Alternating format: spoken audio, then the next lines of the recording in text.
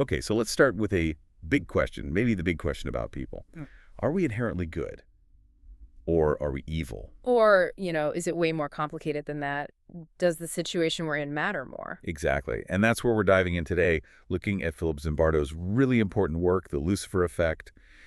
This book, it just fundamentally challenges how we think about good people doing terrible things. It really does. Zimbardo's whole point, and it's a powerful one, is that we focus too much on the bad apples, the individual personality flaws, Right. when often it's actually the bad barrel, the situation, the system that's corrupting people, changing their character. It forces you to look beyond just blaming individuals. It's a huge shift in thinking. And Zimbardo gives us a definition of evil. It's very psychological. He says it's intentionally behaving in ways that harm, abuse, demean, dehumanize, or destroy innocent others. Or using one's authority and systemic power to encourage or permit others to do so on your behalf. It's broad. Yeah, and his friend Irving Sarnoff put it simply, evil is knowing better but doing worse. That really hits home, right? It brings in responsibility, both personal and systemic. Absolutely. So, in this deep dive, we're going to look at two really stark examples. First, the famous Stanford Prison Experiment. Infamous, maybe. Yeah, infamous is probably right. And then the abuses at Abu Ghraib.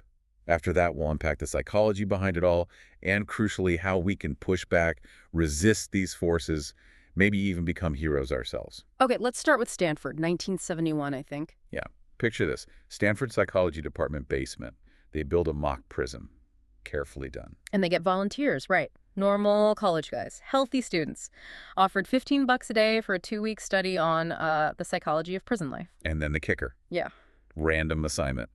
You're either a guard or a prisoner. Pure chance. And that line between pretending and, well, reality, it blurred almost instantly. The setup was intense. The guys assigned as prisoners, they were actually arrested at home. By the real Palo Alto police. Yeah, full arrest. Handcuffs, Miranda rights, the whole deal. One guy, Hubby 7258, Zimbardo uses the numbers. He talked about how embarrassed he was, neighbors watching. And he thought, wow, so this is what it feels like to be a criminal. So the role-playing, the feeling of it, started even before they got to the basement prison. Totally. And the environment inside, it was designed to reinforce those roles constantly. Right. Prisoners lost their names, just numbers. They wore these smocks, no underwear, had to call the guards, Mr. Correctional Officer. And crucially, they were told, you can't call this an experiment. It had to feel real. Every detail was meant to create this oppressive, immersive world. Where people just snapped into those roles. Alarmingly fast. The guards, they started off just enforcing rules, but it escalated. Psychological abuse pretty quickly. Like what? What kind of stuff? Well, guards started inventing punishments. Making up stuff, using boredom as a weapon, collective punishment if one prisoner stepped out of line. So punishing everyone for one person's mistake. Exactly. And Zimbardo notes that even guards who felt bad about it at first, they kind of went along with the tougher guards. Like they deferred to the guy who seemed more into the role. Wow. Yeah, finding any little reason to exert power, like forcing push-ups and putting their foot or a billy club on the prisoner's back. And the prisoners, how did they react?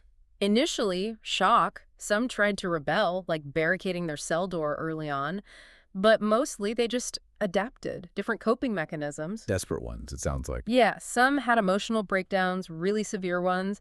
Others, like that guy Hubby 7258, he actually started saying he wished he'd been picked as a guard. Think about that, internalizing the role that much. That's incredible. And what about Zimbardo himself? He was running it, wasn't he, the superintendent? Yes, and this is maybe one of the most fascinating and disturbing parts. He admits he got sucked in, too. How so? He stopped being the objective researcher. He says he started acting like an evil prison administrator. He was thinking like someone whose job was to maintain the prison, not study the effects. So he lost his detachment. Completely. He talks about dismissing a mother's complaints when she visited her son, getting angry at a real police officer who questioned his setup. He became part of the system he created. So who stopped it? Yeah. It didn't go the full 2 weeks, right? No, thank goodness. It ended after 6 days. And it took an outsider, Christina Maslach. She was Zimbardo's girlfriend then, also a psychologist. Okay. She came down to observe on day 6, and because she hadn't been immersed in it day after day, she saw it with fresh eyes. She saw the abuse. And she reacted. Oh, yeah. Zimbardo describes this incredibly emotional outburst. She basically told him, what you're doing to these boys is terrible. She challenged him directly, demanded he shut it down. And he listened. He did. Her reaction, that outside perspective, it was like the shock needed to break the spell. It really shows how vital it is to have someone outside the bubble, doesn't it? Absolutely. Okay, so let's jump forward. Years later, Iraq. Abu Ghraib. Those horrific photos surface. Yeah, truly shocking images. And the initial reaction widely was, this is just a few bad apples. Rogue soldiers doing terrible things. But Zimbardo's work, the Stanford Experiment, it offers a different lens. A very different and I think crucial lens. The parallels are really quite strong. He argues forcefully that Abu Ghraib wasn't just about individual evil, it was deeply situational. So tell me about the people involved there, like the guards on that night shift, Tier 1A. Well, take Staff Sergeant Ivan Chip Frederick. People described him beforehand as, quiet, soft-hearted, agreeable, a good guy. He even had experience working in corrections back home. Okay, so not someone you'd predict would do this stuff. Not at all, but he got swept up in it. Now, compare him to someone like Charles Grainer, another guard there. He seemed maybe more predisposed, had a history of issues in corrections, reportedly relished the power. So different types of people. Right. But Zimbardo's point is that the situation was so powerful it overwhelmed those individual differences, leading both and others like Lindy England down the same path of abuse. What were those situational factors? What made Abu Ghraib such a bad barrel? Oh man, it was a perfect storm, according to Zimbardo. First, almost no relevant training for these MPs. They weren't trained prison guards. And supervision. Often non-existent. Superiors apparently just told them, use common sense. Vague instructions in a chaotic place. That sounds like a recipe for disaster. It was. Then add intense boredom, long shifts, nothing happening, which apparently led guards to try and make things happen, invent cruel ways to pass the time. Like in Stanford. Exactly. And then there's deindividuation, big time. Prisoners were hooded, naked, didn't speak the language. They were essentially objects, not people. Easier to abuse an object than a person. Much easier. And the guards themselves. Diffuse responsibility, operating in the dark on the night shift. Anonymity breeds impunity sometimes. And the overall conditions, I mean, it was a war zone. Right. Constant danger, mortar attacks, hostile fire. Zimbardo quotes soldiers describing it as hell on earth. That kind of extreme stress, that survival mentality, it changes things. It lowers moral barriers. Okay, but was it just guards going wild? Or was there something more directed? That's a critical piece. Zimbardo points to evidence that military intelligence, MI, and maybe other agencies were actively telling the MPs to soften up detainees for interrogation. Soften them up. How? Things like putting them in stress positions, keeping hoods on them, sensory deprivation, taking away religious items like the Quran. Basically setting the conditions for abuse, even if it wasn't explicitly ordered in those terms. And the ghost detainees. Yeah, that points to an even darker systemic level. The CIA bringing in prisoners off the books, like al-Jamadi, who died during an interrogation. His body was hidden. That's not just rogue soldiers, that's a systemic cover-up. So when Zimbardo talks about blame, it goes way beyond the soldiers holding the leashes in the photos. Way beyond. He points the finger higher up the chain of command. Rumsfeld, Cheney, even President Bush. He argues that by redefining torture, changing the rules of engagement, reinterpreting the Geneva Conventions, they created the conditions, what he calls administrative evil, that allowed or even encouraged these abuses. They set the stage. It's a heavy accusation. It is, but his argument is rooted in that situational perspective. The system enabled the behavior. And yet, someone did speak up. Joe Darby. Yes, the whistleblower. A young Army reservist, 24 years old. He got handed a CD with those photos. Initially, Zimbardo writes, he might have even been slightly amused, like, look at this crazy stuff. But then it sunk in. The reality of it. He apparently agonized over it for days, knowing the potential consequences for himself and others. But ultimately, his conscience won. He turned in the photos. an act of incredible courage, really, standing against the group. Absolutely. A Yeah. perfect example of that individual resistance Zimbardo talks about later. Okay, so we've seen these powerful examples. Let's dig into the why. What are the psychological mechanisms that Zimbardo identifies? You mentioned the fundamental attribution error earlier. Yeah, the FAE. It's fundamental. We just have this bias, especially in Western cultures, to explain behavior by pointing to someone's personality, their disposition. He did that because he's a bad person. Right. And we downplay or totally ignore the power of the situation they were in. We see the action, we assume the person is the action, but Zimbardo forces us to ask, how much was the environment pushing them? How often do we misjudge people because we don't see the pressures they're under? It makes you reconsider a lot of judgments. Okay, what else? Deindividuation. Deindividuation, big one. This is when you feel anonymous, less like an individual, like when you're in a uniform or a mask or just part of a huge crowd. Like the guards in Stanford with their sunglasses. Exactly. Or think about studies where kids in Halloween costumes take more candy than they're supposed to. That anonymity, it kind of loosens the normal constraints on behavior. You feel less personally accountable. Less you. Yeah, less like your unique self, more like just one of the guards or one of the crowd. And that can lead to acting in ways you normally wouldn't. And related to that is dehumanization. Very closely related. This is where you start seeing the other group as less than human, as objects, animals, vermin. Which makes it easier to harm them. Tragically easier. History is full of examples. Calling Tutsis cockroaches in Rwanda before the genocide, the way some soldiers talked about the enemy in various wars. Zimbardo even mentions experiments where students gave more shocks if the person they were shocking was labeled negatively, like an animal. It's chilling how labels can strip away humanity. Then there's obedience. Milgram's experiments come to mind. Oh, absolutely. Stanley Milgram's work is foundational here. People often forget just how obedient participants were. Remind us, they were told to give electric shocks. No. Yes, to a learner, an actor who was supposedly getting them wrong.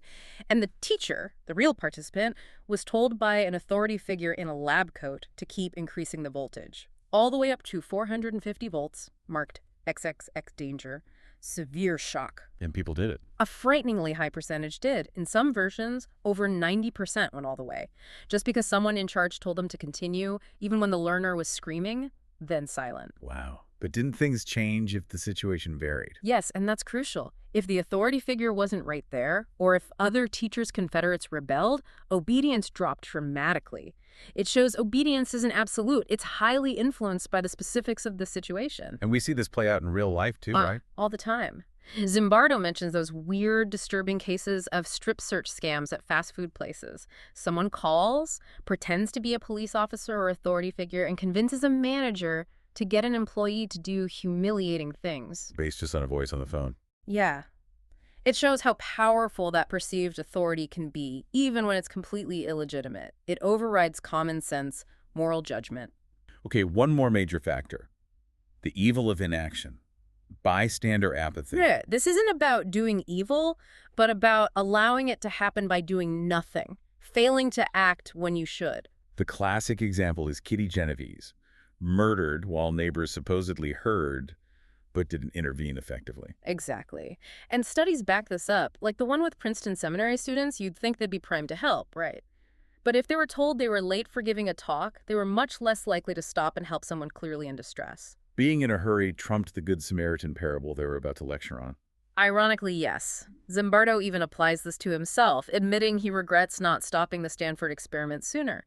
He was the ultimate bystander who failed to act quickly enough because he was caught up in the situation. And this applies on a bigger scale, too. Absolutely. Think about global inaction during genocides, Rwanda, Bosnia, or systemic failures during disasters like Hurricane Katrina. It's often not just active malice, but a collective failure to step up, make decisions, take responsibility. Indifference and indecision can be just as destructive. So it's a pretty bleak picture of human vulnerability to situational forces. But Zimbardo doesn't just leave us there, does he? No, thankfully not. He offers a counter-narrative, a really hopeful one, actually. He calls it the banality of heroism. Like the banality of evil, meaning ordinary. Exactly. Just as ordinary people can slide into evil under the right or wrong circumstances, ordinary people can also become heroes. Heroism isn't reserved for special, superhuman individuals. Yeah. How does he define heroism, then? Is it just bravery? It's broader than just physical courage. Yeah. It includes moral courage, standing up for what's right, even at personal risk. It involves acting for justice, helping others, sometimes acting in ways that transcend your own self-interest for a greater good. So heroes aren't born, they're made. Or rather, they choose to act. That's the idea. They're ordinary people who, in a critical moment, make a choice. They act when others are passive. And we have examples of this. Lots of them.